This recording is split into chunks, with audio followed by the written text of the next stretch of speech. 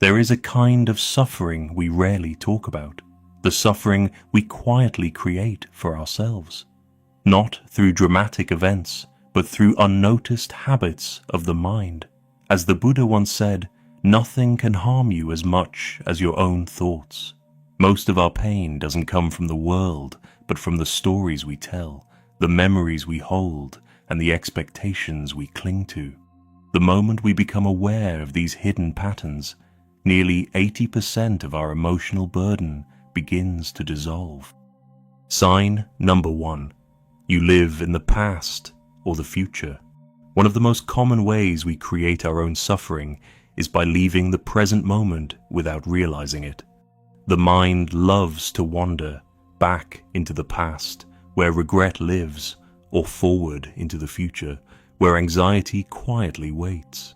And the more we drift, the more disconnected we feel from the life right in front of us. The Buddha taught that the present moment is the only place where peace actually exists. Yet most days, our minds behave like restless travelers. We replay old conversations, wondering what we could have said differently, or we imagine future problems that may never happen. This mental time travel creates tension long before anything real occurs.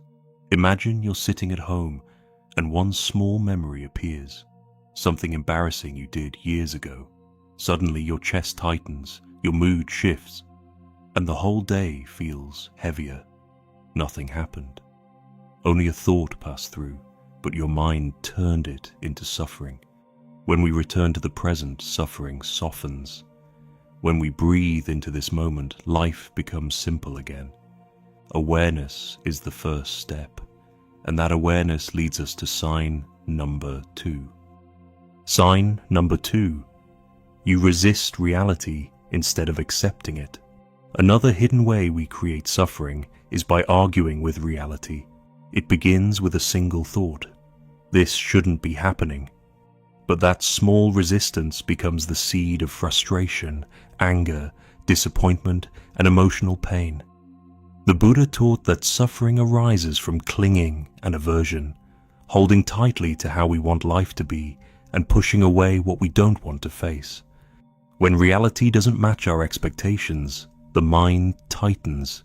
We feel wronged, unlucky, or betrayed by life itself. Imagine planning a perfect day and suddenly something goes wrong, a delay, a comment, a situation you can't control. Instead of adjusting, the mind says, "Why now? Why me?" That inner struggle creates more suffering than the situation itself. Acceptance doesn't mean liking everything. It means softening the resistance that hurts you. It means letting reality be what it already is, so you can choose your response instead of fighting what you cannot change. Try noticing the next moment you feel tension. Ask yourself, what am I resisting right now? The moment you stop fighting reality, your suffering begins to dissolve. Sign number 3. You believe every thought your mind creates. Another subtle way we create our own suffering is by believing every thought that appears in the mind.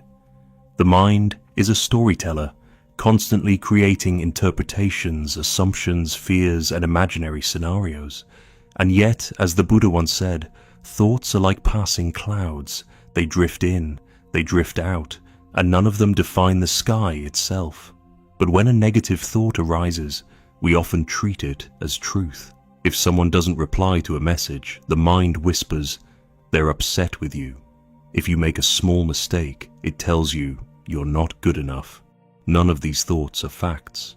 They are mental shadows. Yet the moment we believe them, we feel worry, guilt, or fear, as if something terrible has already happened. Imagine walking into a room and someone doesn't smile at you. Instantly your mind creates a story. I must have done something wrong. And for the rest of the day, you carry the weight of that story, even though reality may be completely different. You suffer not because of what happened, but because of the meaning your mind created. Sign number 4, you keep holding on. when life is asking you to let go. One of the deepest sources of suffering is our inability to let go. We hold on to people who have already walked away in their hearts. We cling to emotions that have long finished teaching us. We grasp old identities, who we were, who we wish we were, who others want us to be. Every form of attachment becomes a quiet weight on the mind. The Buddha taught, you only lose what you cling to. When we hold on tightly, we don't preserve our peace. We destroy it. We try to freeze things that were meant to move and control situations that were meant to change. Imagine expecting someone to understand you in a moment when they simply can't.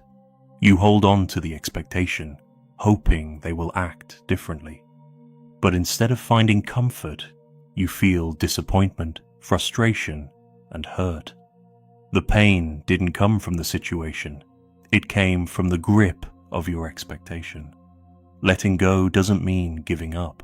It means releasing what no longer aligns with your growth, your peace, or your path. It means choosing freedom over fear. Sign number 5. You expect life to be easy, fair, or predictable.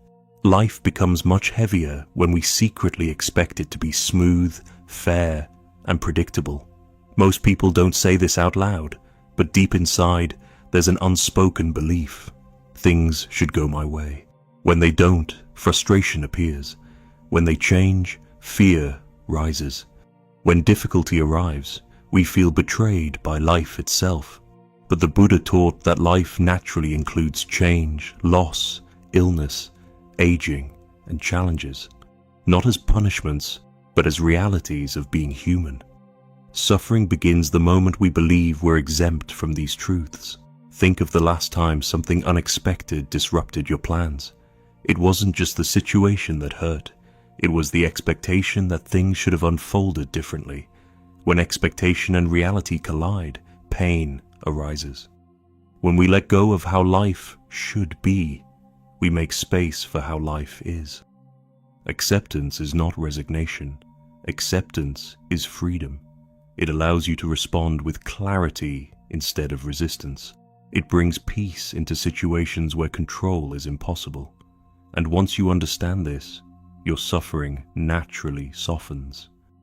These are the 5 quiet ways we create our own suffering, living in the past or future, resisting reality, believing every thought, clinging to what's slipping away, and expecting life to always be smooth.